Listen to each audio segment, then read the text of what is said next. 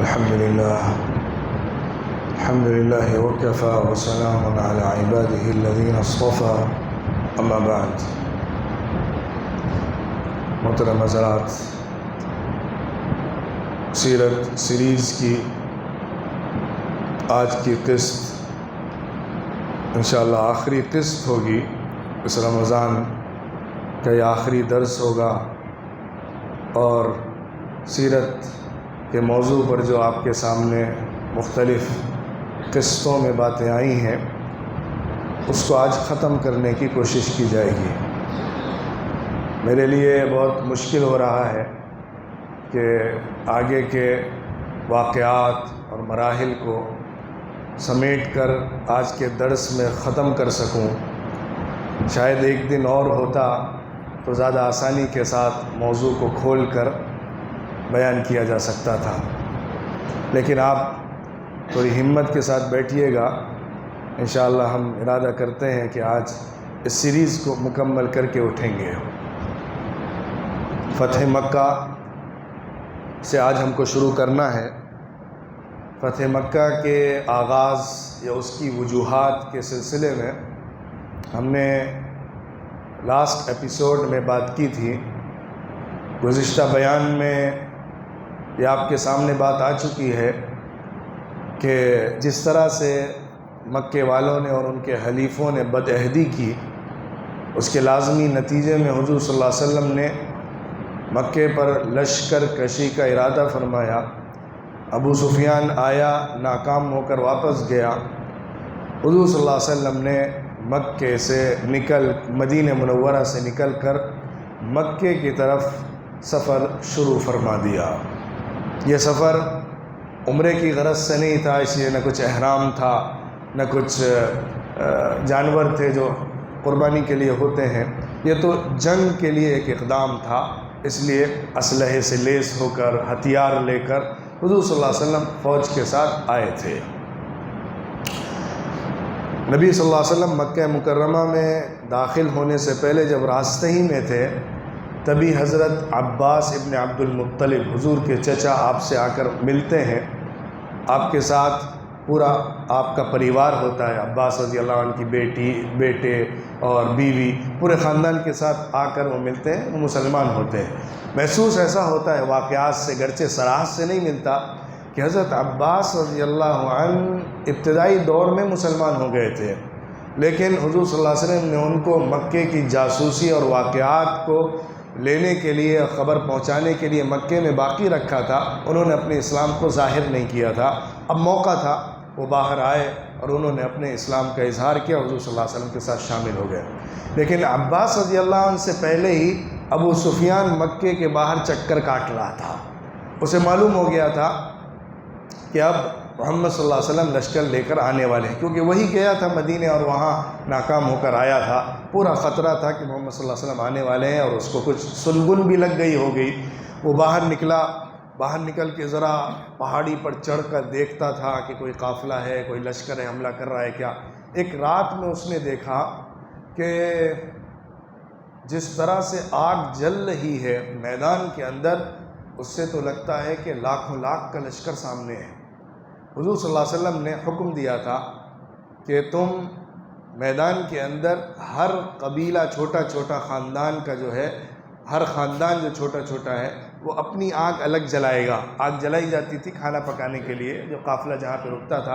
حضور صلی اللہ علیہ وسلم نے آرڈر دیا تھا کہ سب لوگ الگ الگ اپنی آگ جلائیں. ایک بڑی آگ لگتی تھی، اس میں بڑا کھانا پک جاتا تھا سب کے لیے، لیکن یہاں حضور کا حکم تھا کہ سب الگ الگ اپنے چولہے جلائیں. تو اس کے نتیجے میں جب ابو سفیان نے دیکھا اتنی آگ جل رہی ہے، اتنے چولہے چڑھے ہوئے ہیں، تو اسے محسوس ہوا کہ بہت بڑا لشکر آ چکا ہے. اس لیے وہ نفسیاتی طور پہ بہت مرعوب ہو کے نیچے اترا تھا. اتنے میں حضرت عباس رضی اللہ عنہ جا رہے تھے حضور صلی اللہ علیہ وسلم کے پاس. انہوں نے دیکھا ابو سفیان کھڑا ہوا ہے، کہا آؤ چلو. انہوں نے کہا نہیں، مجھے مار ڈالیں گے. تو حضرت عباس نے کہا نہیں، میرے ساتھ بیٹھو. انہوں نے اپنے خچر پہ اس کو پیچھے بٹھایا کہ میرے ساتھ چلو، نہیں ماریں گے. تو حضرت عباس ابو سفیان کو لے کر آئے. صحابہ کہتے ہیں کہ ہم دیکھ رہے تھے ابو سفیان کو، اگر عباس نہ ہوتے تو ایک تیر کا نشانے میں اس کو ختم کر دیتے. ابو سفیان لیڈر تھا، سب سے بڑا لیڈر. اسی نے تمام جنگوں میں کمان سنبھالی تھی، وہ سب سے بڑا دشمن تھا اب تک کا، حضور صلی اللہ علیہ وسلم کے پاس پہنچا۔ حضور صلی اللہ علیہ وسلم نے فرمایا، اے ابو سفیان، کیا ابھی وقت نہیں آیا ہے کہ تم یہ سمجھ لو کہ اللہ کے علاوہ کوئی معبود نہیں ہے؟ ابو سفیان نے کہا، اب اتنا تو سمجھ میں آ ہی گیا ہے، اگر اللہ کے علاوہ کوئی ہوتا تو ہم اس حال تک تو نہ پہنچتے کم سے کم۔ حضور صلی اللہ علیہ وسلم نے کہا، اے ابو سفیان، کیا وقت نہیں آیا ہے کہ تم یہ جان لو کہ میں اللہ کا رسول ہوں؟ تو جواب میں کہہ رہا تھا، پہلے بھی جواب میں، دوسرے میں بھی، ما اکرمک وما اوصلک، ما احلمک و اکرمک و اوصلک، آپ سے زیادہ بردبار، سنجیدہ، آپ سے زیادہ اکرام و احسان کرنے والا، آپ سے زیادہ رشتوں کو جوڑنے والا کوئی بھی نہیں ہے۔ لیکن یہاں جہاں تک بات ہے اس کی کہ آپ اللہ کے رسول ہیں، ابھی دل میں ذرا خلش باقی ہے، اس سلسلے میں ابھی ذرا دل کھلا نہیں ہے۔ حضرت عباس نے کوہنی مار کے کہا، کہ کیا کر رہا ہے؟ اسلام قبول کرو، گواہی دو اللہ ایک ہے اور رسول اللہ صلی اللہ علیہ وسلم اللہ کے فرستادہ ہے، محمد صلی اللہ علیہ وسلم، ورنہ گردن مار دی جائے گی۔ اس نے کہا، ہاں گواہی دیتا ہوں، اشہدو ان لا الہ الا اللہ و اشہدو ان محمد رسول اللہ۔ اس طرح اس نے اسلام کو قبول کیا، لیکن بعد میں اس کا اسلام اچھا ہو گیا، صحیح اسلام کو اس نے قبول کر لیا۔ شروع میں تو مرعوب ہو کر اس نے اسلام کو قبول کیا تھا، لیکن بعد میں ابو سفیان ابن حرب رضی اللہ عنہ بن گئے۔ حضور صلی اللہ علیہ وسلم سے حضرت عباس نے کہا، یہ بڑا لیڈر ہے، آپ ذرا اس کے لیے کچھ اعزاز کی بات کہہ دیجئے۔ حضور نے فرمایا، ٹھیک ہے اے ابو سفیان، مکے والوں میں سے جو بھی تمہارے گھر میں آ جائے گا وہ مأمون ہو جائے گا، اس کو نہیں چھیڑا جائے گا۔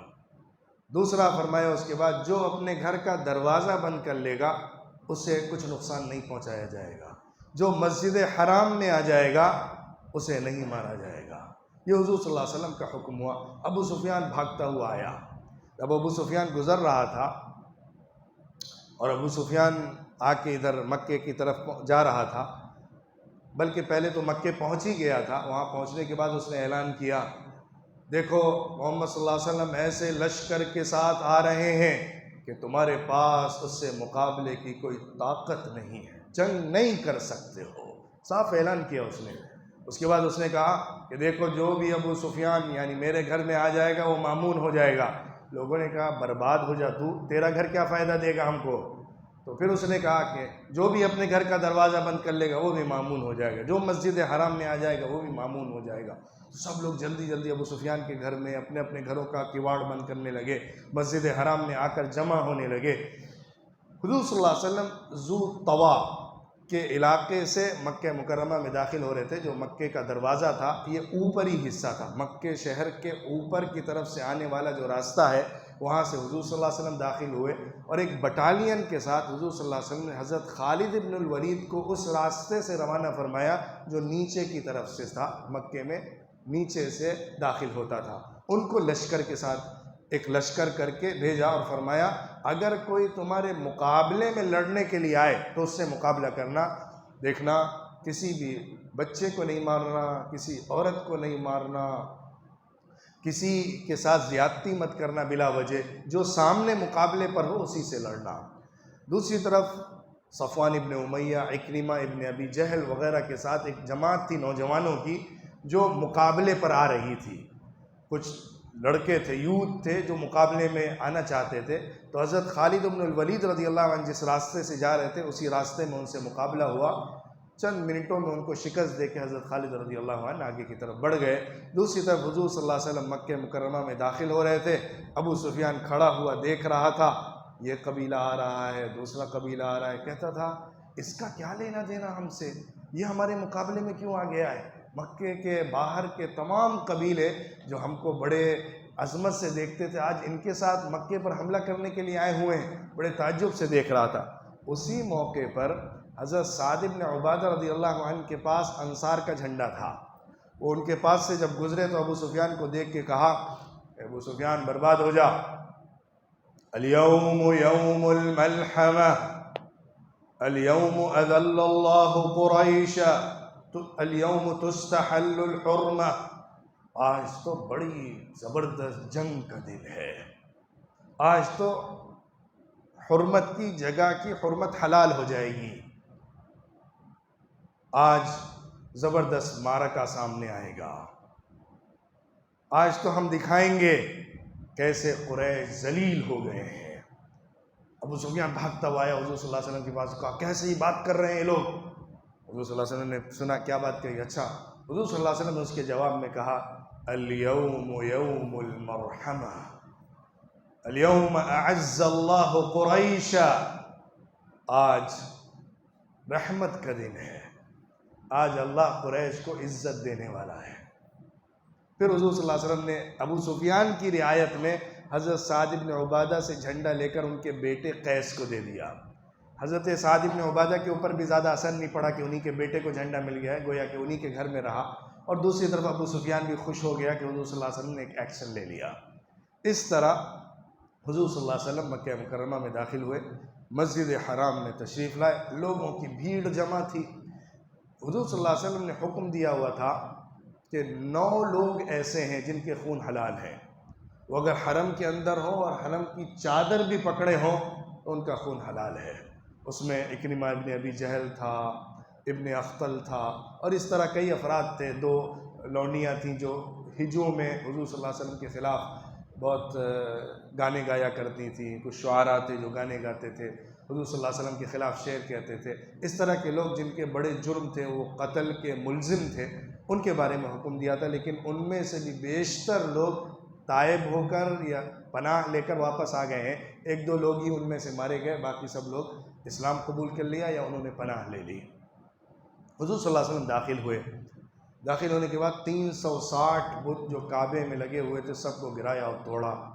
حضرت اسماعیل اور حضرت ابراہیم علیہ السلام کی تصویر بنا کے کعبے کے اندر انہوں نے چسپاں کی ہوئی تھی، حضور صلی اللہ علیہ وسلم نے اپنے نیزے سے کھرچ کر اس کو نکال دیا اور کھڑے ہو کر کعبے کے دونوں چوکھٹوں کو پکڑ کر سب سے مخاطب ہو کے زبردست خطبہ دیا۔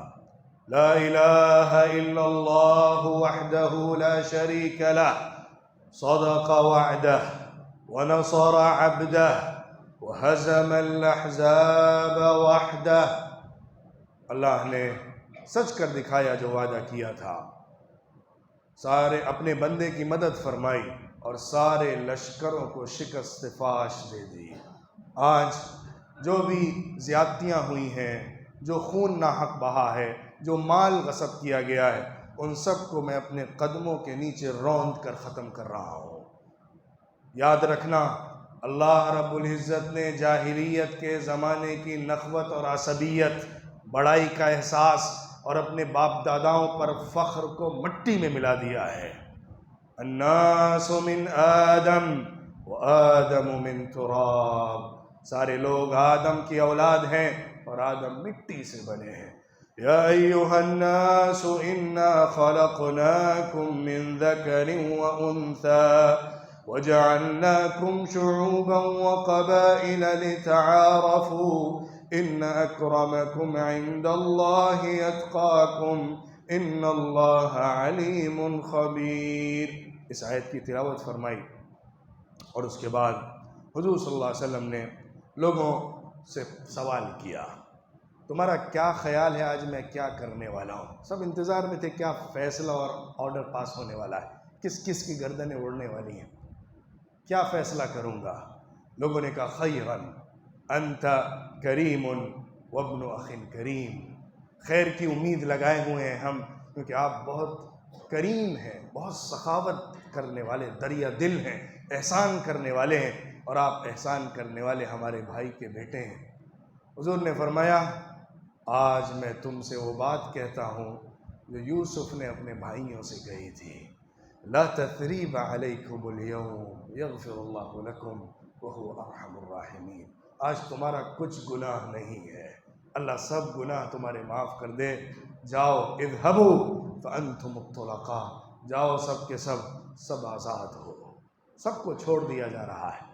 یہی بات آتے ہوئے ابو سفیان کے آنے سے پہلے ابو سفیان ابن الحارث کے ساتھ بھی پیش آئی تھی، جو حضور صلی اللہ علیہ وسلم کا چچا زاد بھائی تھا، ابو سفیان ابن الحارث ابن عبد المطلب۔ وہ حضور صلی اللہ علیہ وسلم کے خلاف بہت بدزبانی کرتا تھا۔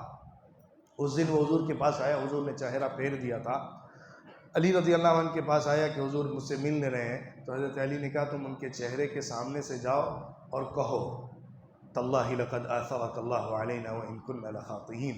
یوسف کے بھائیوں نے یوسف سے کہا تھا تم نے وہی جا کر کہو، تو اس نے آ کر وہی کہا اللہ نے آپ کو ہم پر فضیلت عطا فرمائی ہے، خدا کی قسم ہم ہی غلط راستے پر تھے اور غلط کر رہے تھے۔ حضور صلی اللہ علیہ وسلم کے سامنے سے آ کے جیسے ہی اس نے کہا، حضور نے جواب میں یوسف علیہ السلام والا جواب دیا، لا تثریب علیکم الیوم یغفر اللہ لکم، معاف کیا، کچھ بھی نہیں ہے تمہارا گناہ، یہ راستے میں ہوا تھا۔ مکے آنے کے بعد حضور صلی اللہ علیہ وسلم نے سب کو معافی دی، سب اپنے اپنے گھر کی طرف چلے گئے۔ حضور صلی اللہ علیہ وسلم مکہ مکرمہ میں کچھ دن ٹھہرے رہے، جو شرک کی چیزیں تھیں ان کو مٹاتے رہے، لات، عزا اور منات کے بت جو ان کے سب سے بڑے معبود سمجھے جاتے تھے، ان کے اسٹیچوز نصب تھے، ان سب کو توڑوا کے گرا دیا گیا، اور حضور صلی اللہ علیہ وسلم نے انہی کے خاندان کے لوگوں کو بھیجا جو اس کو توڑنے والے تھے، وہی لوگ جا کے اس کو توڑتے تھے۔ جب ایک بت کو توڑنے کے لیے آئے تو اس گھر کے لوگوں نے جو اس کی ذمہ داری سنبھالتے تھے تلوار باہر لٹکا دی اور کہا اب تم ہی دیکھو، ان لوگوں سے لڑو جو آ رہے ہیں، ہم تو مقابلہ نہیں کر سکتے۔ وہ آئے، تلوار اتاری، گھر توڑا اور اس بت کو توڑ کر پارا پارا کر دیا۔ پھر وہ لوگ بھی جو دیکھ رہے تھے منظر کو متاثر ہوئے، سمجھ گئے کہ یہ معبود کچھ کام دینے والے نہیں ہیں، اپنی حفاظت تک تو کر نہیں پا رہے ہیں۔ وہ لوگ بھی اسلام میں داخل ہوتے چلے گئے۔ مکہ مکرمہ میں بڑی تعداد میں اسلام قبول کیا گیا۔ سب اس رحم دلی کو دیکھ کر اتنے متاثر ہوئے کہ جس شخص کے خون کے پیاسے رہے، جس شخص کے ملک پر چڑھائی کر کر کے ہم حملے کرتے رہے، جس کو اپنے وطن سے نکال کر باہر بھگا دیا، آج وہ آ کر ہم سے کیسی رحم و کرم کی باتیں کر رہا ہے، کیسی معافی کا اعلان کر رہا ہے۔ یہ حضور صلی اللہ علیہ وسلم کا وہ کردار ہے، وہ چہرہ ہے جس کی مثال دنیا کے فاتحین کی تاریخ میں آپ کو کہیں نہیں ملے گی، جس طرح حضور صلی اللہ علیہ وسلم نے ان کے ساتھ سلوک کیا۔ مکہ تو فتح ہو گیا، مکے کے بیشتر لوگ اسلام میں داخل ہو گئے۔ حضور صلی اللہ علیہ وسلم نے اس موقع پر کعبے کی چابی کے بارے میں فیصلہ فرمایا۔ کعبے کی چابی حضرت عثمان ابن طلحہ رضی اللہ عنہ کے پاس تھی، خاندانی طور پر۔ حضور صلی اللہ علیہ وسلم نے ہجرت سے پہلے ایک دفعہ ان سے مانگی تھی کعبے کے اندر جانے کے لیے، تو اس نے بہت بری باتیں حضور صلی اللہ علیہ وسلم کو سخت کہہ کر منع کر دیا تھا۔ حضور صلی اللہ علیہ وسلم نے اس وقت عثمان سے کہا تھا، اے عثمان، خدا کی قسم وہ دن آئے گا جب یہ چابی میرے ہاتھ میں ہوگی، جس کو چاہوں گا اس کو دوں گا۔ عثمان ابن طلحہ کہتے تھے مجھے برابر ایسا محسوس ہوتا تھا کہ وہ دن آنے والا ہے۔ آج چابی حضور کے ہاتھ میں تھی، حضرت علی ساتھ تھے اور کہنے لگے اللہ کے رسول، حاجیوں کو پانی پلانے کی ذمہ داری ہمارے خاندان کے پاس ہے، کعبے کی نگرانی کی ذمہ داری بھی ہم کو دے دیجئے، آج چابی ہم کو مل جائے۔ حضور نے کہا عثمان ابن طلحہ کہاں ہے، بلا کے لاؤ۔ بلایا گیا اور فرمایا حضور نے الیوم یوم بر و وفا، آج تو احسان کرنے اور وفا کرنے کا دن ہے، خذوها خالدۃ تالدہ، اس چابی کو لے لو، ہمیشہ ہمیش کے لیے تمہارے پاس رہے گی، لا ينزعها منکم الا ظالم، تم سے صرف ظالم ہی اس کو چھینے گا، آج کے بعد سے تمہارا حق یہ چابی ہے۔ آج تک اسی خاندان کے پاس وہ چابی موجود رہتی ہے، ان کے پاس وہ کی موجود ہے۔ حضور صلی اللہ علیہ وسلم نے یہ بھی احسان ایک فرمایا۔ پھر لوگوں سے بیعت لی گئی، عورتوں سے الگ حضور صلی اللہ علیہ وسلم نے بیعت لی۔ اس موقع پر ہند بنت عتبہ جو ابو سفیان کی بیوی تھی، وہ بھی اس بیعت میں شامل تھی، اور حضور صلی اللہ علیہ وسلم جب بیعت لے رہے تھے قرآن کی آیت کے مطابق جو اللہ نے سورہ ممتحنہ میں ذکر فرمائی ہے کہ علی اللہ یشرکن باللہ، اللہ کے ساتھ شرک نہیں کریں گے، تو یہ بار بار ہر بیعت کے آرٹیکل کے اوپر ایک ریمارک دیتی تھی۔ تو جب حضور صلی اللہ علیہ وسلم نے کہا علی اللہ یشرکن باللہ شیئا، تو اس نے پھر وہی جواب دیا ہند بنت عتبہ نے کہ ہم آپ کے ہاتھ پر بیعت ہی کر رہے ہیں شرک کو چھوڑ کر اور ایمان کو قبول کر کے۔ علی اللہ یشرکن باللہ شیئا ولا یسرقن، چوری نہیں کریں گی، تو اس کا جواب تھا لیکن ابو سفیان ہم کو مال نہیں دیتے ہیں، ہمیں ضرورت کے اعتبار سے کچھ اپنے بچوں کے لیے لینا پڑتا ہے، کیا وہ بھی چوری میں آئے گا؟ ابو سفیان کھڑے سن رہے تھے، کہہ رہے ہیں نہیں جو کچھ تم نے لیا میں نے حلال کیا تمہارے لیے۔ جلدی سے انہوں نے اپنی عزت بچانے کے لیے وہاں پر بول کر اپنے معاملے کو ٹھنڈا کیا۔ ولا یزنین، زنا نہیں کریں گی، تو کہنے لگی کیا کوئی آزاد عورت بھی زنا کر سکتی ہے؟ زنا تو باندیوں سے کرایا جاتا ہے، آزاد عورت، شرافت والی عورت کہاں زنا کرتی ہے؟ وَلَا يَقْتُلْنَ أَوْلَادَهُنَّ، اپنے بیٹوں کو ماریں گی نہیں۔ تو اس وقت اس نے ایک بڑا پرلطف جواب دیا، اس نے کہا ہم کیا ماریں گے، ہم نے بچوں کو پالا، دودھ پلایا، بڑا کیا، آپ ہی نے مار مار کے صفایا کر دیا ہے۔ حضرت عمر رضی اللہ عنہ کھڑے ہوئے تھے، اتنا ہنسے کہ ہنس کے لوٹ پوٹ ہو گئے اس کی اس بات پر کہ آپ نے ہی صفایا کیا ہے ہمارے لڑکوں کا جن کو ہم نے بڑا کیا تھا۔ وَلَا يَأْتِينَ بِبُهْتَانٍ يَفْتَرِينَهُ بَيْنَ أَيْدِيهِنَّ، اور کسی دوسری عورت کے اوپر یا کسی کے اوپر کوئی بہتان اور تہمت نہیں رکھیں گی۔ تو ہند بنت عتبہ نے کہا یہ تو بہت بری بات ہے ایسا کرنا۔ پھر آخری بات تھی وَلَا يَعْصِينَكَ، آپ کی نافرمانی نہیں کریں گی۔ اس نے جواب میں کہا فی معروف، بھلائی کی چیزوں میں۔ حضور صلی اللہ علیہ وسلم نے فرمایا یہ ہند بنت عتبہ ہے۔ تو اس طرح عورتوں کے ساتھ بھی بیعت ہو گئی۔ حضور صلی اللہ علیہ وسلم نے وحشی، جس نے حضرت حمزہ کو قتل کیا تھا، اس کے بارے میں بھی حکم دیا تھا، ان 9 لوگوں میں تھا جہاں ملے مار دیا جائے، لیکن وہ بھی آ کر حضور صلی اللہ علیہ وسلم کے سامنے مسلمان ہو گیا، اسلام کو قبول کر لیا۔ تو اس طرح مکہ مکرمہ میں پورا اسلام پھیل گیا۔ کچھ دن رہنے کے بعد حضور صلی اللہ علیہ وسلم نے حنین کی طرف سفر فرمایا۔ حنین جو طائف، ثقیف کے اور حوازن کے قبیلے کے لوگ تھے، ان کا ماننا یہ تھا کہ قریش کے لوگ ہمارے برابر کے ہیں، قریش والے جس کے سامنے جھک جائیں گے ہم تھوڑی جھک سکتے ہیں، ہم تو قریش سے اونچے ہیں، قریش کے برابر کے لوگ ہیں، اس لیے قریش نے اگر سرنڈر کر دیا ہے تو ہم تھوڑی سرنڈر کرنے والے ہیں۔ یہ سوچ کر حوازن کا جو خاندان قبیلہ تھا، بڑا قبیلہ، اس نے اپنا پورا لشکر تیار کیا کہ ہم لڑیں گے۔ قریش والے تو ہار گئے، سرنڈر ہو گئے، لیکن ہم سرنڈر ہونے والے نہیں ہیں۔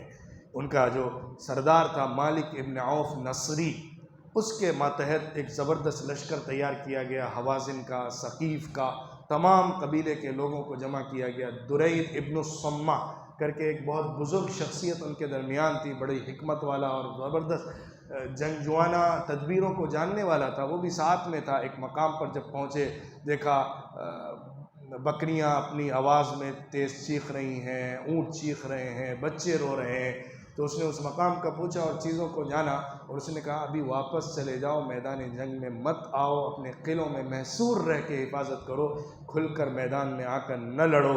لیکن اس کی بات کو مالک ابن عوف نے ہنسی میں اڑا دیا، کیا ہے ہم اتنے بڑے لشکر کے ساتھ آئے ہیں، ہماری باتیں کرتے ہو، یہ سب کہہ کے وہ مقابلے پر آ گئے۔ ادھر سے حضور صلی اللہ علیہ وسلم ان 10,000 صحابہ کو لے کر جو مدینے سے مکے کی طرف آئے تھے حضور صلی اللہ علیہ وسلم کے ساتھ مکے کو فتح کرنے، اور 2,000 ایکسٹرا مکے سے لے کر حضور صلی اللہ علیہ وسلم حنین کی طرف آئے۔ تقریباً 12,000 کا یہ لشکر حنین کے مقام پر پہنچ رہا تھا، جہاں پر حوازن کا قبیلہ، ثقیف کا قبیلہ آ کر مقابلے کے لیے تیار ہو گیا تھا، پہلے سے وہاں پہنچ چکا تھا۔ نئے لوگ جو اسلام میں داخل ہوئے تھے وہ بھی بڑی تعداد میں ساتھ میں شامل ہو گئے تھے حنین کی جنگ کے لیے۔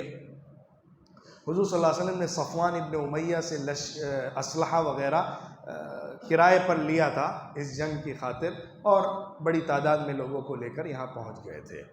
اب ہوا کیا کہ لوگ جو اتنی بڑی تعداد میں آ رہے تھے، نئے مسلمان ہونے والے خاص طور پر، وہ سوچ رہے تھے ہم اتنے بڑے لشکر کے ساتھ آ رہے ہیں، کس کی ہمت ہے ہمارا مقابلہ کر سکے۔ اذ اعجبتکم کثرتکم فلم تغن عنکم شیئا، اس وقت تمہیں یہ احساس ہو گیا تھا کہ ہماری تعداد اتنی بڑی ہے کہ ہمارے مقابلے میں کون آئے گا۔ اللہ نے قرآن میں کہا ہے کہ وہاں تمہاری آزمائش ہوئی تھی، تم بڑے لشکر کے ساتھ آ رہے تھے، لیکن اپنے لشکر پر تمہیں غرور تھا، اپنی تعداد پر تمہیں غرور تھا، تمہاری نظریں میری طرف نہیں تھی، تمہارا توکل میرے اوپر نہیں تھا، تمہارا بھروسہ میرے ساتھ جڑا ہوا نہیں تھا، اپنے اسلحے اور لشکر پر بھروسہ تھا۔ اسی غرور کے عالم میں تم چلتے ہوئے آ رہے تھے تو تمہیں نقصان پہنچا، کیونکہ ابتدا میں یہ لوگ اوپر کے حصے میں ٹھہرے ہوئے تھے، نیچے سے بڑا لشکر اوپر کی طرف آ رہا تھا، ان لوگوں نے اوپر سے جو تیروں کی برسات کی ہے اور گھس کر جو تلواریں چلائی ہیں، اس سے مسلمان برداشت نہیں کر سکے۔ جو بڑی تعداد میں آ رہے تھے ان کے اوپر یہ بڑا زوردار حملہ تھا، اچانک کا حملہ تھا، وہ لوگ چھپ کر جگہیں طے کر کے پہلے سے بیٹھے ہوئے تھے اور زبردست حملہ آور ہو گئے تھے۔ مسلمانوں کی ایک تعداد تو بھاگنے لگی، پیچھے کی طرف دوڑنے لگی۔ اس وقت حضور صلی اللہ علیہ وسلم کی شجاعت سامنے آتی ہے۔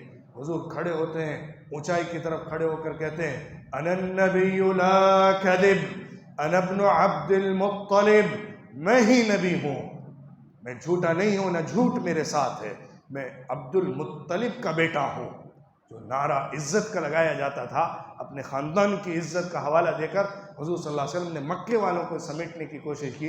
پھر اس کے بعد اس آواز کے اوپر تمام لوگ لپکنے لگے، حضرت عباس بھی زور سے آواز دے رہے تھے، سب لوگ کھنچ کھنچ کر آنے لگے اور حضور صلی اللہ علیہ وسلم کے ساتھ جمع ہوئے۔ پھر لشکر کو زبردست تیار کر لیا گیا، پھر حملہ جو کیا گیا تو حوازن کی طاقت اکھڑ گئی، پھر وہ مقابلے کے لیے کھڑے نہیں تھے، کیونکہ اب مسلمانوں کی تنبیہ ہو چکی تھی، اب اللہ پر توکل کے ساتھ وہ حملہ کر رہے تھے، تو اللہ کی نصرت اور اللہ کی مدد ان کے ساتھ شامل حال ہو گئی تھی، اور مسلمانوں کو زبردست کامیابی اس میں ملی۔ تقریباً 6000 لوگوں کو قید کیا گیا ان کے، اور تقریباً 14,000 اونٹ صرف پکڑے گئے، 40,000 سے زیادہ بکریاں قید میں آئیں، اور 4,000 اوقیہ سے زیادہ چاندی ملی، کیونکہ وہ پورے قبیلے خاندان مال و دولت کے ساتھ نکل آئے تھے کہ اب یہ آخری جنگ لڑنی ہے۔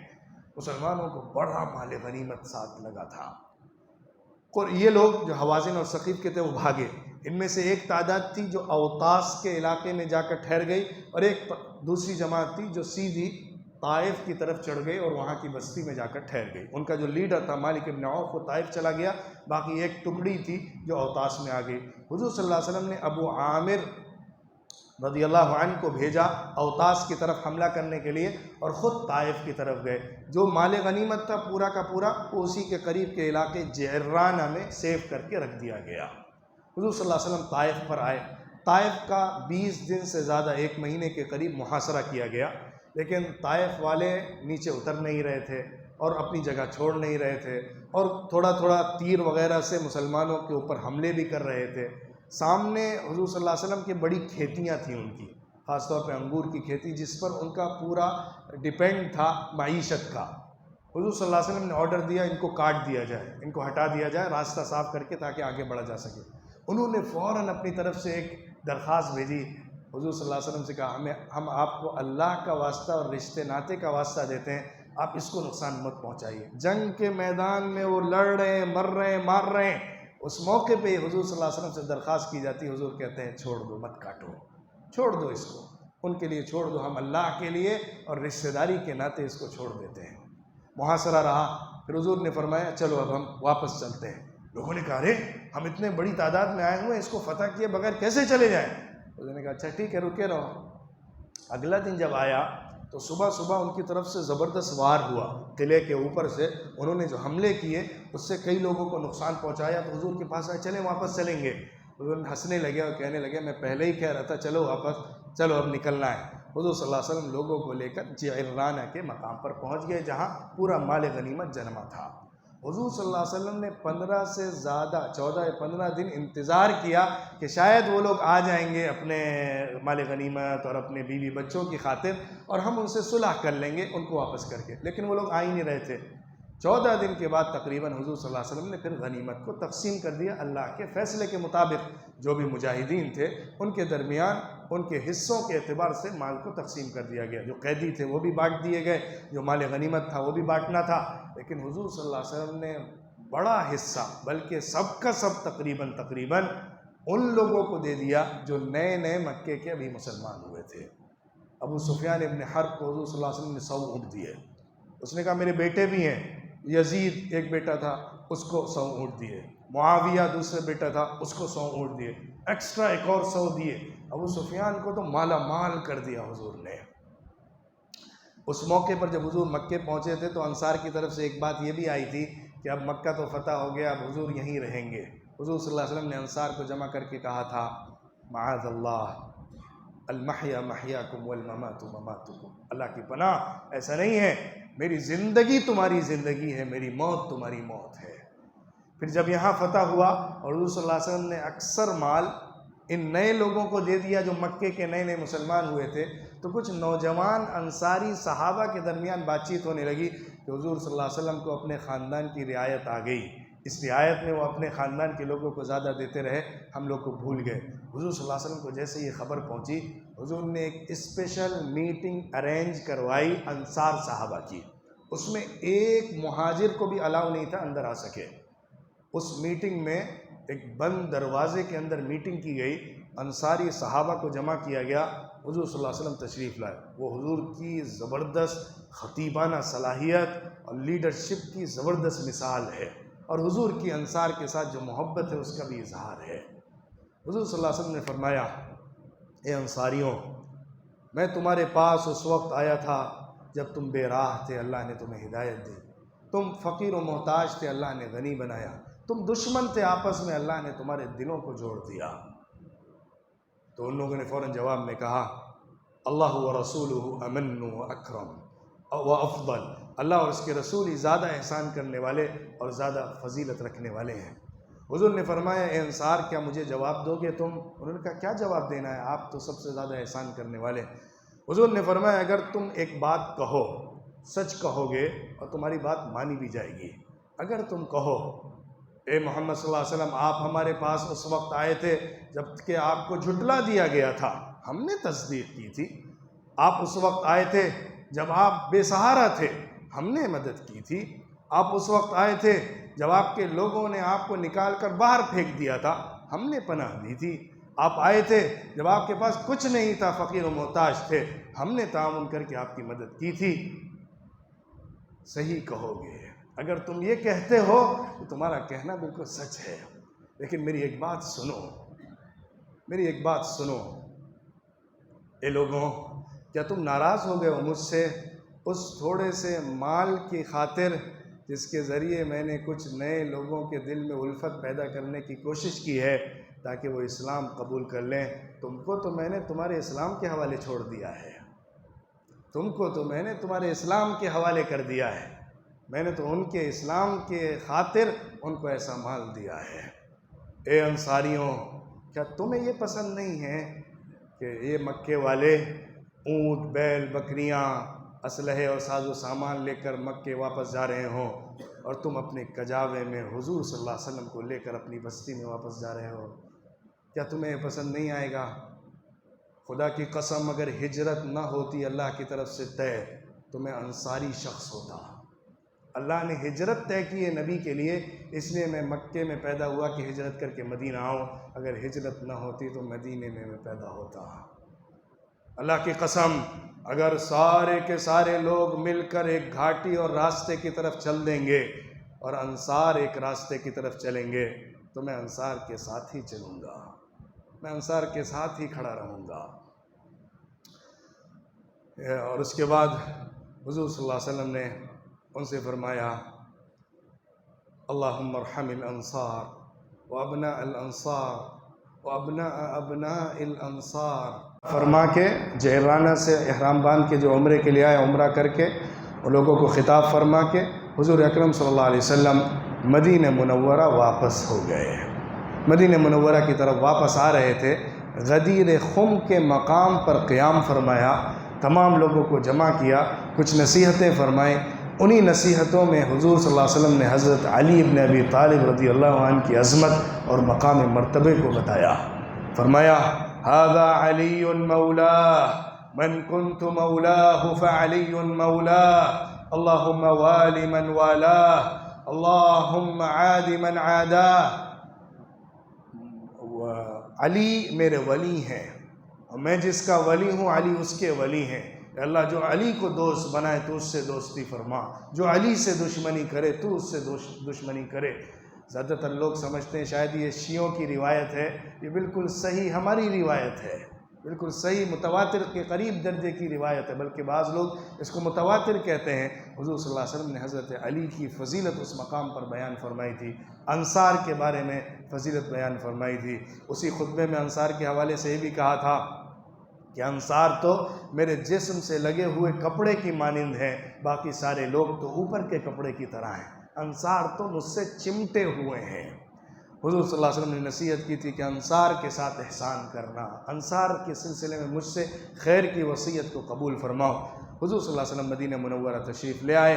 مدینہ منورہ آنے کے بعد جو فتح مکہ کا واقعہ ہوا ہے وہ 20 رمضان سن 8 ہجری کا ہے۔ اس کے بعد شوال کے مہینے میں حضور صلی اللہ علیہ وسلم نے حنین کی جنگ لڑی ہے۔ ذی القعدہ کے مہینے میں جعرانہ سے احرام باندھ کے حضور نے عمرہ فرمایا ہے۔ مدینہ منورہ آنے کے بعد پھر حضور صلی اللہ علیہ وسلم اگلے سال 9 ہجری میں رجب کے مہینے میں تبوک کی جنگ لڑتے ہیں، جو آخری جنگ ہے حضور صلی اللہ علیہ وسلم کی زندگی کی۔ یہ جنگ تھی جو رومن امپائر کے خلاف تھی۔ غزوہ موتا آپ نے سن رکھا ہے کہ حضور صلی اللہ علیہ وسلم نے ایک بڑے لشکر کو وہاں بھیجا تھا، تو اس موقع پر حضور صلی اللہ علیہ وسلم نے ایک بڑے لشکر کو تیار کر کے خود نکلنے کا ارادہ فرمایا، کیونکہ ایسی خبریں آ رہی تھیں کہ ہرقل اپنے بڑے لشکر کو لے کر حملہ کرنا چاہتا ہے اور ایک بڑی جماعت تیار ہو گئی ہے جو مدینے کو تہز نہز کرنا چاہتی ہے۔ تو حضور نے فرمایا ہم خود نکل کر جائیں گے اور وہاں حملہ کریں گے۔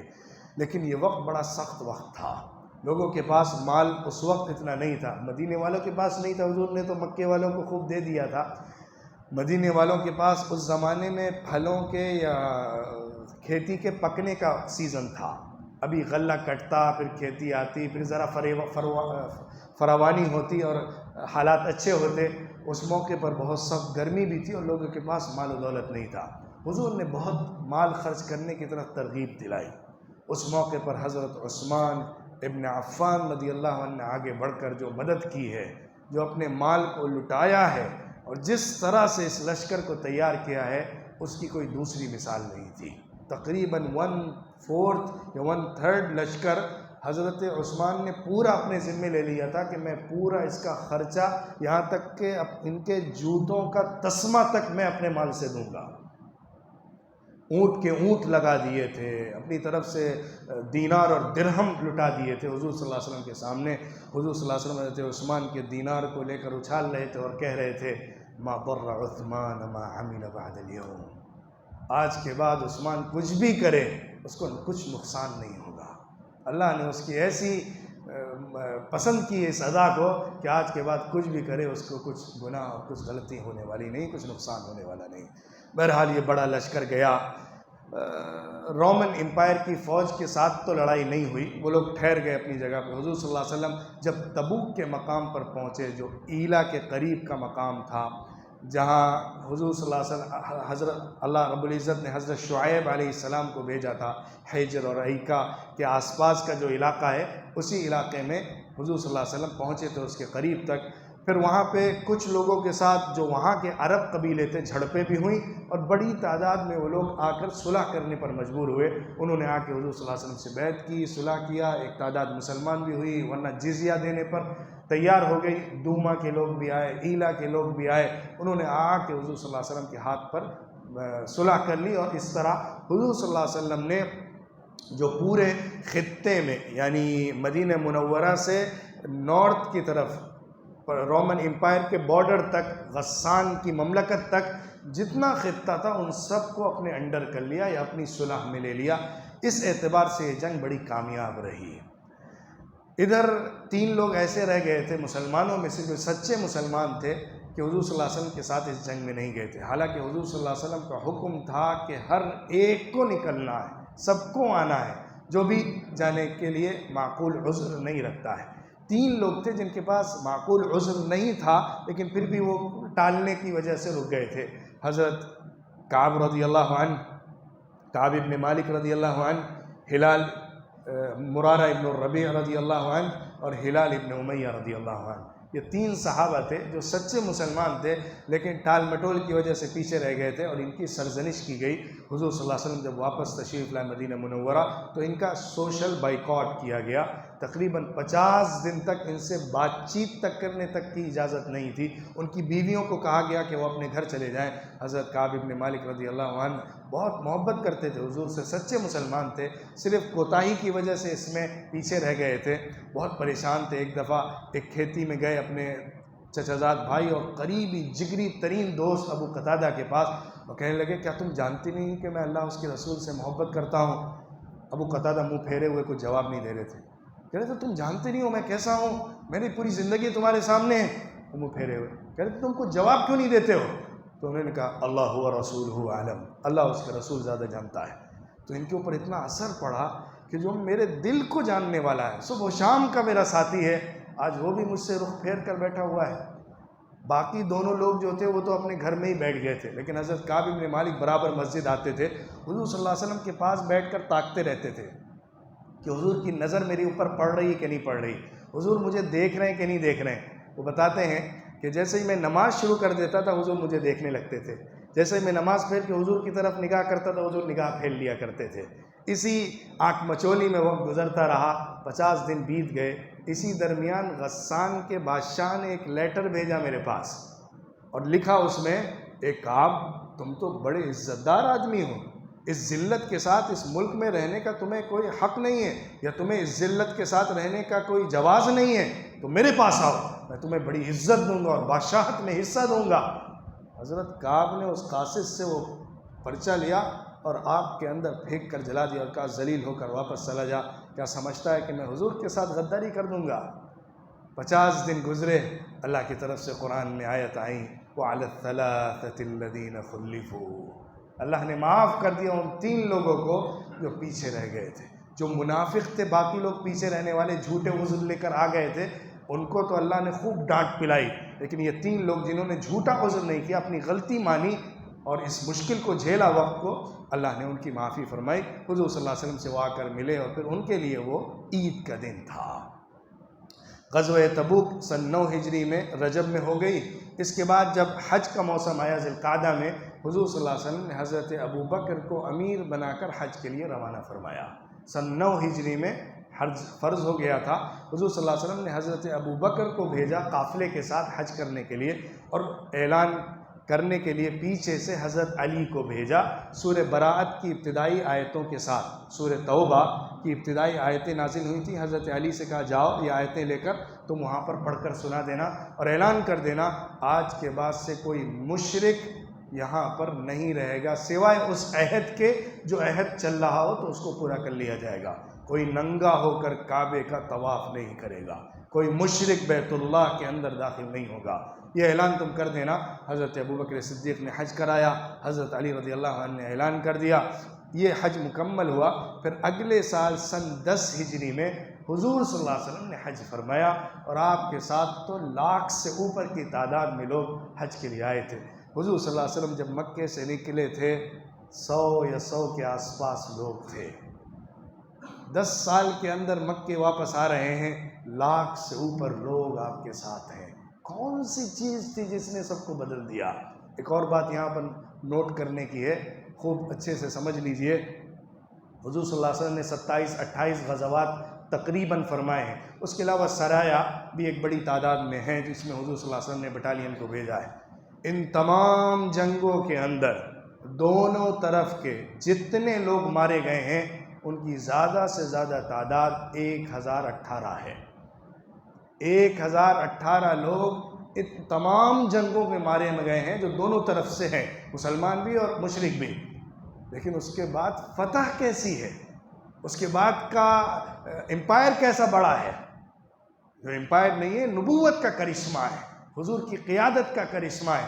آج چھوٹے موٹے رائٹ کے اندر ہزاروں ہزار لوگ مار دیے جاتے ہیں، اور حضور صلی اللہ علیہ وسلم کو طعنہ دیا جاتا ہے کہ تلوار سے اسلام کو پھیلایا ہے۔ 1000 لوگ صرف اتنی بڑی بڑی جنگوں میں مرے ہیں، اور لاکھوں لاکھ لوگ حضور کے جلوں میں آ کر حج فرما رہے ہیں۔ یہ کیا اشارہ کرتا ہے کہ جیت دعوت سے ہوئی ہے، ایمان سے ہوئی ہے، اصل نبوت کی کرشمے سے ہوئی ہے، اور حضور کے پیغام کا اثر ہے۔ حضور نے جو حجۃ الوداع کہلاتا ہے، حضور نے جو حج فرمایا، 25 ذی القعدہ کو حضور اکرم صلی اللہ علیہ وسلم مدینے سے نکلے، ذوالحلیفہ میں آ کر ٹھہرے، احرام پہنا، غسل کیا، لبیک کہتے ہوئے کعبے کی طرف گئے۔ 100 اونٹ کو لے کر آئے تھے، حضرت علی رضی اللہ عنہ یمن سے ایک تعداد کو لے کر آئے تھے، حضور ایک تعداد کو لے کر آئے تھے، کل ملا کے 100 اونٹ ہو گئے تھے جو حضور نے اپنی طرف سے قربان کرنے کا ارادہ فرمایا تھا۔ ذی طویٰ میں ٹھہر کر غسل کر کے تیار ہو کے مکے میں داخل ہوئے تھے۔ حضور صلی اللہ علیہ وسلم مکے میں جب تشریف لائے تو وہاں آنے کے بعد سب سے پہلے طواف کیا، سعی کی، طواف کے بعد 2 رکعت نماز پڑھی، صفا کی طرف گئے اور فرمایا جہاں سے اللہ نے شروع کیا وہاں سے میں شروع کرتا ہوں، سعی مکمل فرمائی۔ پھر آ کر مکہ مکرمہ میں 4 دن قیام فرمایا۔ جب جمعرات کا دن آیا، 8 ذی الحجہ کی تاریخ تھی، حضور صلی اللہ علیہ وسلم مکے سے مینا کی طرف تشریف لائے، ظہر سے پہلے پہلے وہاں پہنچ گئے، وہاں ایک دن قیام کیا، اگلے دن سورج نکلنے کے بعد 9 ذی الحجہ کو عرفات کے مقام پر تشریف لائے۔ عرفات میں نمیرہ کے مقام پر خیمہ لگایا گیا، حضور صلی اللہ علیہ وسلم نے خیمہ کیا صاحبان کیا گیا، حضور صلی اللہ علیہ وسلم نے وہاں پر نماز ادا فرمائی، خطبہ دیا جو حج کا خطبہ تھا، اور اس خطبے کے اندر بہت ساری باتیں تھیں۔ ایک بات صرف ذکر کر دیتا ہوں، حضور نے جو فرمائی تھی، آج سے یہ مقام بہت حرمت والا ہے، تمہاری جان حرمت والی ہے، تمہارا مال حرمت والا ہے۔ امن کا وہ پیغام تھا جو حضور صلی اللہ علیہ وسلم نے اس مقام سے ساری دنیا کو دیا تھا۔ ان اموالکم واعراضکم علیکم حرام کحرمت یومکم ھذا فی شہرکم ھذا فی بلدکم ھذا۔ آج کے بعد سے سارے کے سارے خون میرے پیر کے نیچے رون دیے گئے، کوئی مطالبہ نہیں کہے گا کہ مجھے بدلہ چاہیے، جو مال سود میں دیا گیا ہے وہ سب مٹا دیا گیا، اور میں سب سے پہلے اپنے خاندان کا خون معاف کرتا ہوں، اور سب سے پہلے اپنے خاندان کا انٹرسٹ اور سود اپنے پیچھے پیروں کے نیچے رون کر ختم کرتا ہوں۔ اس اعلان کے بعد حضور صلی اللہ علیہ وسلم نے سب کو عبادت میں لگا دیا، سب عبادت میں رہے، مزدلفہ آئے، پھر مینا میں 4 دن قیام فرمایا، پھر مکہ مکرمہ حضور صلی اللہ علیہ وسلم تشریف لائے اور آخری طواف فرمایا، پھر مدینہ منورہ کی طرف روانہ ہو گئے۔ یہ حضور صلی اللہ علیہ وسلم کا پہلا اور آخری حج تھا جس میں مسلمانوں کی بڑی تعداد نے شریک ہو کر حضور صلی اللہ علیہ وسلم کے ساتھ اس حج کو مکمل کیا تھا۔ پھر اس کے بعد مدینہ منورہ آنے کے بعد حج ہو گیا تھا، حضور صلی اللہ علیہ وسلم ذی الحجہ میں ہی واپس آ گئے تھے، پھر کچھ مہینے حضور صلی اللہ علیہ وسلم رہے، لوگوں کو وصیت اور نصیحت فرماتے رہے، اللہ کا دین مکمل ہو گیا تھا شریعت کے اعتبار سے۔ الیوم اکملت لکم دینکم واتممت علیکم نعمتی ورضیت لکم الاسلام دینا۔ اللہ رب العزت نے حج کے دن نازل فرمائی تھی کہ آج دین مکمل ہو گیا، اور نعمت اللہ نے تمام فرما دی، اسلام کو بطور دین منتخب کر لیا۔ اب حضور صلی اللہ علیہ وسلم لوگوں کو نصیحت کرتے تھے، ایک ایک قبیلے کے بارے میں وصیت کرتے تھے، اپنے خاندان کے سلسلے میں وصیت کرتے تھے، اپنے انصار صحابہ کے سلسلے میں نصیحت فرما رہے تھے، اور حضور نے ایک لشکر تیار کیا تھا رومن امپائر پر دوبارہ حملہ کرنے کے لیے، جبکہ معلوم ہو گیا تھا کہ وہ لوگ تیاری کر رہے ہیں۔ اس پر حضرت اسامہ ابن زید کو امیر بنایا تھا۔ حضرت اسامہ ابن زید وہی شخص ہیں، جب حضور صلی اللہ علیہ وسلم مکے میں داخل ہوئے تھے تو آپ کے پیچھے یہی بیٹھے ہوئے تھے سواری پر، نہ کوئی عزت دار خاندان کا بیٹا بیٹھا ہوا تھا، آپ کے آزاد کردہ غلام کا بیٹا آپ کے ساتھ بیٹھا ہوا تھا۔ حضور صلی اللہ علیہ وسلم نے حضرت اسامہ ابن زید کو جب امیر بنایا تو کچھ لوگوں میں بات چیت ہونے لگی کہ اسامہ کو کیوں بنایا، ابھی 20 سال کے نوجوان آدمی ہیں اور اتنے بڑے بڑے لوگ موجود ہیں، ان کو امیر نہیں بنا رہے ہیں۔ حضور نے فرمایا کہ تم لوگ اسامہ کے بارے میں ویسے ہی بات کر رہے ہو جیسا کہ اس کے باپ کے بارے میں اشکال کر کے سوال کرتے تھے جب اس کو امیر بنایا گیا تھا، اسامہ ہی امیر رہیں گے۔ اس لشکر میں ابو بکر رضی اللہ عنہ کو رکھا، عمر رضی اللہ عنہ کو رکھا، وہ لوگ ساتھ میں جانا ہے اسامہ رضی اللہ عنہ کی لیڈرشپ میں، اسامہ رضی اللہ عنہ کی قیادت میں۔ اور پھر یہ لشکر نکل بھی گیا تھا، لیکن تھوڑا ہی دور گیا، حضور کی طبیعت کی خرابی کی اطلاع مل گئی کہ حضور کی طبیعت بہت ناساز ہے، تو واپس آ گیا، ذرا انتظار کر لیں گے پھر اس کے بعد نکل جائیں گے۔ سفر کے مہینے کے اخیر کے دنوں میں حضور صلی اللہ علیہ وسلم کی طبیعت خراب ہونا شروع ہوئی، سر بھاری ہونے لگا، درد ہونے لگا، بخار تیز چڑھنے لگا۔ حضور صلی اللہ علیہ وسلم اپنی بیویوں کی باریاں کر رہے تھے، حضرت میمونہ کے گھر میں تھے، تو اس وقت حضور صلی اللہ علیہ وسلم نے اپنی ساری بیویوں سے اجازت مانگی کہ میں چاہتا ہوں کہ عائشہ کے گھر میں چلا جاؤں، وہاں کچھ دن گزارنا چاہتا ہوں۔ سب بیویوں نے خوشی سے اجازت دے دی، حضور صلی اللہ علیہ وسلم حضرت عائشہ کے گھر میں آ گئے۔ حضور صلی اللہ علیہ وسلم اپنے سر پر بہت مضبوط ایک پٹی باندھے ہوئے تھے، اتنا سر میں درد تھا۔ حضرت عائشہ سے کہنے لگے، مجھے اس اپنی رگوں کے اندر وہ زہر دوڑتا ہوا محسوس ہو رہا ہے جو میں نے ایک عورت کے ہاتھوں کھانے میں کھایا تھا جب خیبر فتح ہوا تھا، تو زینب بنت الحارث نے ایک کھانا بنا کے دیا تھا جس کے اندر زہر ملایا تھا، اور خاص طور پہ جو ہاتھ تھا، حضور صلی اللہ علیہ وسلم کو ہاتھ کا گوشت بہت پسند تھا بکری کا، اس میں زیادہ زہر ملا دیا تھا۔ حضور نے جیسے ہی منہ میں لقمہ رکھا تھا اس نے بتا دیا تھا کہ زہر ہے اس میں، حضور نے تھوک دیا تھا۔ اس عورت کو شروع میں معاف کیا تھا، لیکن پھر بعد میں حضرت بشر ابن البراء رضی اللہ عنہ کے انتقال کی وجہ سے، اسی زہر کی وجہ سے انتقال ہوا، اس کے نتیجے میں اس کو قصاص میں مار دیا گیا تھا۔ حضور صلی اللہ علیہ وسلم فرما رہے تھے، ایسا لگتا ہے میری رگیں پھٹ جائیں گی، مجھے اتنا سخت درد محسوس ہو رہا ہے اور اتنا اثر میرے اوپر ہے۔ اسی میں 10-12 دن حضور صلی اللہ علیہ وسلم کے گزرتے ہیں۔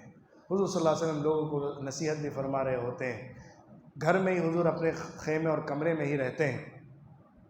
اس وقت حضور صلی اللہ علیہ وسلم باہر نکلتے ہیں اور ایک خطبہ دیتے ہیں، اور اس موقع پر ایک بات فرماتے ہیں جو بات ایک اشارہ کرتی ہے۔ حضور صلی اللہ علیہ وسلم کہتے ہیں اللہ نے اپنے بندوں میں سے ایک بندے کو اختیار دیا کہ دنیا چن لے یا اس کے پاس جو ہے اس کو اختیار کر لے۔ اللہ کے اس بندے نے جو اس کے پاس ہے، اللہ کے پاس، اس کو چن لیا ہے۔ حضرت ابوبکر صدیق رضی اللہ عنہ یہ سنتے ہیں تو رونے لگتے ہیں۔ حضور فرماتے ہیں کیوں رو رہے ہو؟ وہ سمجھ جاتے ہیں کہ حضور کے وصال کا وقت قریب آ رہا ہے۔ حضرت ابوبکر صدیق رضی اللہ عنہ پر بڑا اثر ہوتا ہے۔ حضور فرماتے ہیں ابوبکر، میں نے جن لوگوں نے میرے اوپر دنیا میں احسان کیا اپنی جان اور مال سے، میں نے سب کا بدلہ دے دیا ہے سوائے ابوبکر کے۔ جس نے میرے اوپر جو احسان دنیا میں کیا ہے، میں نے سب کا بدلہ کچھ نہ کچھ دے دیا ہے، ضرور اس کو پورا کر دیا ہے، لیکن ابوبکر باقی ہے۔ اگر میں کسی کو خلیل بناتا تو ابوبکر کو بناتا، لیکن اسلام کی خلت، اسلام کی محبت اور دوستی جو ہوتی ہے وہی تنہا کافی ہے۔ آج کے بعد سے حرم کے اندر، مسجد نبوی کے اندر کھلنے والے تمام لوگوں کے گھروں کے دروازے بند کر دیے جائیں گے سوائے ابوبکر کے دروازے کے۔ ابوبکر کا دروازہ چھوڑ دیا جائے، حضور کا دروازہ تو کھلا ہی ہوا تھا، حضرت عائشہ کے روم سے جو جاتا تھا، باقی تمام لوگوں کے جو مسجد کے لگے ہوئے گھر تھے ان کے دروازے مسجد میں کھلتے تھے، سب کے دروازے بند کر دیے، سب کو مین ڈور سے آنا ہے، صرف ابوبکر کا دروازہ کھلا رکھا جائے گا۔ اس کے بعد حضور صلی اللہ علیہ وسلم کے بہت تکلیف ہو گئی، عشاء کی نماز کا وقت تھا، حضور صلی اللہ علیہ وسلم مسجد میں تشریف نہیں لا رہے تھے، لوگ انتظار میں بیٹھے ہوئے تھے، آپ سے کہا گیا لوگ انتظار کریں، حضور کے لیے اٹھنا دوبھر ہو رہا تھا۔ حضور نے کہا پانی کا پیالہ لاؤ، پانی کا پیالہ لیا، اس میں ہاتھ ڈالا، اپنے چہرے پر ملا، وضو کرنے کی کوشش کی، لیکن پھر غشی طاری ہو گئی، پھر اٹھے، پھر دوبارہ وضو کیا، پھر غشی طاری ہو گئی، پھر فرمایا ابوبکر سے کہو لوگوں کی امامت کریں۔ حضرت عائشہ رضی اللہ عنہ نے کہا اللہ کے رسول وہ بہت نرم دل کے ہیں، وہ نہیں کر پائیں گے آپ کے موجود رہتے ہوئے امامت، آپ کسی دوسرے کو حکم دی۔ حضور نے کہا نہیں، ابوبکر سے کہو وہی امامت کریں گے۔ ابوبکر رضی اللہ عنہ آئے، ابوبکر رضی اللہ عنہ بہت رقیق القلب تھے، انہوں نے عمر رضی اللہ عنہ سے کہا آپ آگے بڑھیے، تو حضرت عمر نے کہا نہیں، آپ اس کے زیادہ حقدار ہیں۔ حضرت ابوبکر رضی اللہ عنہ تشریف لائے، نماز پڑھائی۔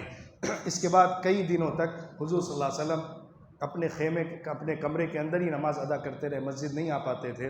ایک دن جب طبیعت تھوڑی بہتر تھی تو حضرت عباس اور حضرت علی رضی اللہ عنہ کا ٹیکہ لے کر حضور صلی اللہ علیہ وسلم مسجد میں تشریف لائے۔ اس وقت حضرت ابوبکر نماز پڑھا رہے تھے، انہوں نے جیسے حضور صلی اللہ علیہ وسلم کو آتے دیکھا وہ پیچھے کی طرف ہٹنے لگے، حضور نے ان کو ان کی جگہ پر ٹھہرا دیا اور خود ان کے بائیں حصے میں آگے کی طرف بیٹھ گئے، بیٹھ کر حضور صلی اللہ علیہ وسلم نے نماز پڑھائی، اور نماز حضور صلی اللہ علیہ وسلم پڑھا رہے تھے، حضرت ابوبکر حضور صلی اللہ علیہ وسلم کی اقتداء کر رہے تھے، اور باقی سب لوگ حضرت ابوبکر کو دیکھ کر نماز پڑھ رہے تھے۔ نبی کی موجودگی میں غیر نبی نماز نہیں پڑھا سکتا ہے، نبی جب نماز کے لیے ہوگا تو نبی ہی امامت کرے گا، اس لیے حضور صلی اللہ علیہ وسلم جب تشریف لائے تو بیٹھ کر حضور نے نماز پڑھائی، حضرت ابوبکر پیچھے تھے اور باقی سب لوگوں نے نماز پڑھی۔ اسی طرح یہ دن گزرتے رہے، حضور صلی اللہ علیہ وسلم کی طبیعت زیادہ ہی بگڑتی چلی گئی، طبیعت خراب ہوتی رہی، اخیر وقت آنے لگا، حضور صلی اللہ علیہ وسلم کی دنیا سے رخصتی کا وقت آ رہا تھا، یہاں تک کہ 12 ربیع الاول کا دن آیا جس میں حضور صلی اللہ علیہ وسلم دنیا سے پردہ فرمانے والے تھے۔ حضور صلی اللہ علیہ وسلم آخری نصیحتیں اپنے لوگوں کو فرما رہے تھے، اسی وصیت میں حضور صلی اللہ علیہ وسلم نے آخری وصیت جو فرمائی، الصلاۃ وما ملکت ایمانکم، لوگوں نماز کا خیال رکھنا، اور جو تمہارے ماتحت لوگ رہتے ہیں، جو تمہارے نیچے کام کرنے والے لوگ ہوتے ہیں، ان کے ساتھ اچھا سلوک کرنا، یہی اسلام کی صحیح تصویر ہے اور یہی اسلام کا خلاصہ ہے۔ اللہ کی عبادت، اور اللہ کی عبادت میں نماز جو سب سے بڑا امتیاز رکھتا ہے، اس کی اہمیت، اور دوسری طرف لوگوں اور بندوں کے حقوق میں جن کے اوپر مجھے کمانڈ حاصل ہے ان کے ساتھ میرا احسان کا کرنا، ان کے ساتھ میرا حسن سلوک کا ہونا، یہ اسلام کا خلاصہ تھا۔ حضور صلی اللہ علیہ وسلم نے یہ وصیت فرمائی، اور اس وصیت کے بعد اللہم الرفیق الاعلی، اللہم الرفیق الاعلی، اللہم الرفیق الاعلی، اللہ کی رفاقت میں چاہیے جانا، اللہ کی رفاقت میں جانا چاہتا ہوں، اللہ کی رفاقت میں جانا چاہتا ہوں۔ ان الفاظ کو کہتے ہوئے دنیا سے تشریف لے کر چلے گئے۔ اس طرح 12 ربیع الاول کو حضور اکرم صلی اللہ علیہ وسلم کا وصال ہو گیا، آپ دنیا سے پردہ فرما گئے، آپ کا انتقال ہو گیا۔ یہ خبر صحابہ پر ایک بجلی کی طرح گری۔ وہ فرماتے تھے، صحابہ کہتے تھے کہ جس دن حضور صلی اللہ علیہ وسلم مدینے آئے تھے اس سے زیادہ روشن دن مدینے کا نہیں تھا، جس دن حضور دنیا سے رخصت ہوئے ہیں اس سے زیادہ تاریک دن ہم نے نہیں دیکھا تھا۔ اتنا صحابہ پر اثر تھا کہ حضرت عمر رضی اللہ عنہ تو برداشت ہی نہیں کر پائے، ان کے اوپر ایسا ایفیکٹ پڑا، دماغ کے اوپر اتنا زبردست اثر پڑا کہ وہ ماننے کو تیار نہیں تھے کہ حضور کا انتقال ہو گیا۔ وہ کہتے تھے نہیں، حضور صلی اللہ علیہ وسلم ابھی پیچھے سے آئیں گے، حضور نے پردہ فرمایا ہے، حضور صلی اللہ علیہ وسلم ابھی آنے والے ہیں، تم لوگ غلط کہہ رہے ہو، جو بھی کہے گا حضور صلی اللہ علیہ وسلم کا انتقال ہوا ہے میں اس کی گردن کاٹ دوں گا، کہنا نہیں، حضور نہیں گئے دنیا سے، ابھی رہیں گے حضور۔ اس طرح عجیب کیفیت تھی ان کی، عجیب اثر تھا ان کے اوپر، وہ قبول ہی نہیں کر پا رہے تھے حضور صلی اللہ علیہ وسلم کے انتقال کو۔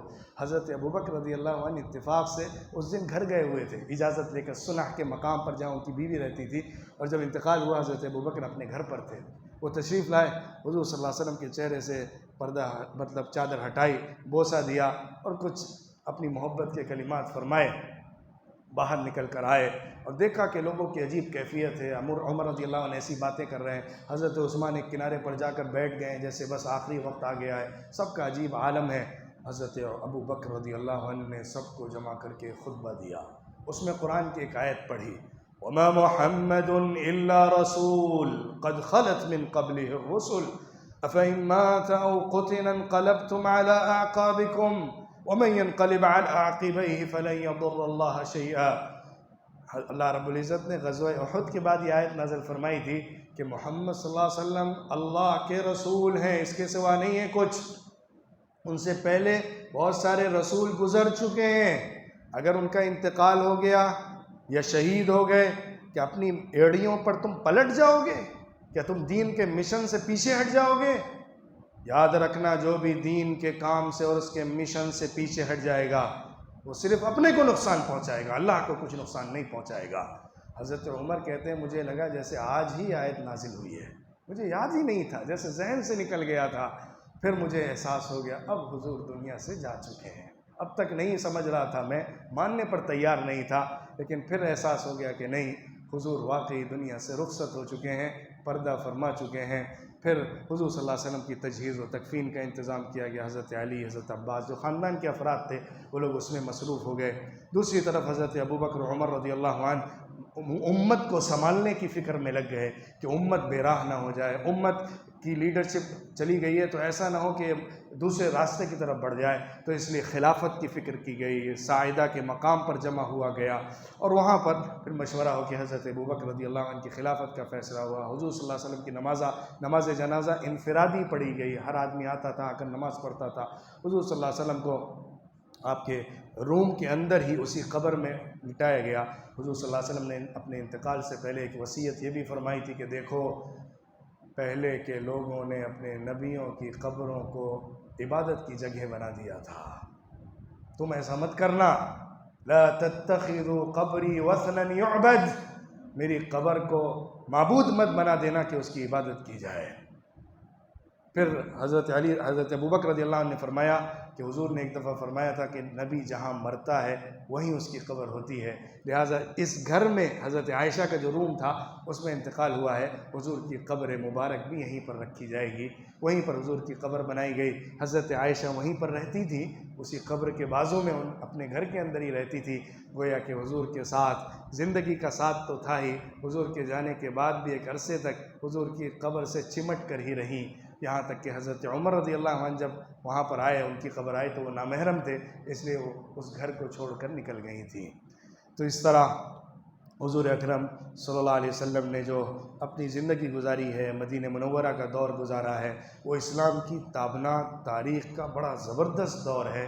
اسلام کی دعوت کو سمجھنے، اسلام کی تبلیغ و نشر اشاعت کے طریقے کو سمجھنے، اسلام کی اکنامیکل، فائنینشیل، سوشل، پولیٹیکل جو اسٹریٹجیز ہیں اس کو سمجھنے کے لیے حضور صلی اللہ علیہ وسلم کی زندگی بڑی رہنما اصول کا کام کرتی ہے۔ کس طرح سے قوموں کو ہینڈل کیا جاتا ہے، کس طرح سے لوگوں کو ایک کیا جاتا ہے، کس طرح سے لوگوں کو جوڑ کر ایک امت بنایا جاتا ہے، کس طرح سے لوگوں کو اخلاق پر اونچے مقام پر لایا جاتا ہے، کس طرح تربیت ہوتی ہے، کس طرح دلوں کی صفائی ہوتی ہے، کس طرح نظام حیات کو نافذ کیا جاتا ہے جو اللہ نے دیا ہے۔ مدینہ منورہ کا یہ ٹائم پیریڈ اس کو سمجھنے کے لیے بڑا معاون ہے۔ ظاہر ہے اس کے اوپر تبصرہ کرنے اور پورے مدینہ منورہ کے پیریڈ کا جائزہ لینے کے لیے ایک مستقل لیکچر چاہیے کہ اس پر بات کی جا سکے، لیکن میں نے چاہا کہ آج آخری ہمارے بیان کا دن ہے تو اس میں اس پورے حصے کو سمیٹ لیا جائے جو بچا ہوا ہے، اور مدینہ منورہ کا جو ٹائم پیریڈ ہے حضور صلی اللہ علیہ وسلم کا اس کو ختم کر لیا جائے۔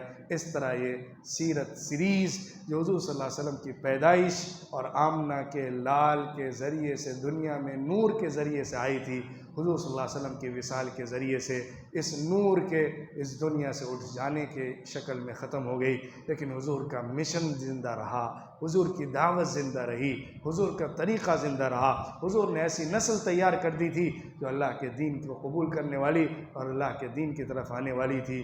بڑی تعداد میں لوگ اسلام کی طرف جوخ جرجوخ داخل ہوتے چلے جا رہے تھے، اور یہ قافلہ آگے ہی بڑھتا رہا، پیچھے نہیں ہٹا۔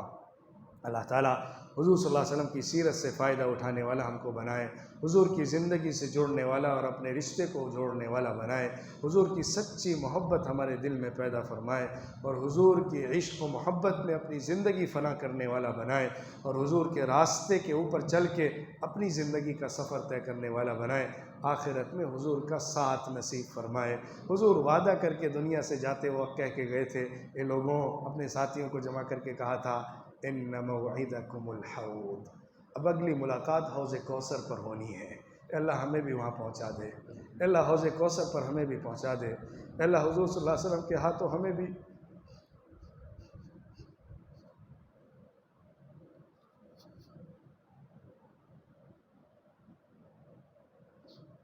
آب کوثر عطا فرما دے، اللہ حضور کے ساتھ جنت میں داخلہ نصیب فرما دے۔ اللہ تیرے نبی کی سیرت سے محبت کے لیے جو باتیں بتائی گئی ہیں اللہ اس کو قبول فرما لے۔ اللہ جو غلط بات نکل گئی ہو، زبان سے کچھ غلط انفارمیشن ہو یا غلط خبر ہو، اللہ اس کو معاف فرما دے۔ اے اللہ ہمیں صحیح بات پیش کرنے اور صحیح بات سمجھنے کی توفیق عطا فرما دے۔ اے اللہ تیرے نبی کی زندگی تو سمندر ہے، ہم کتنا اس میں سے سمیٹ سکتے ہیں۔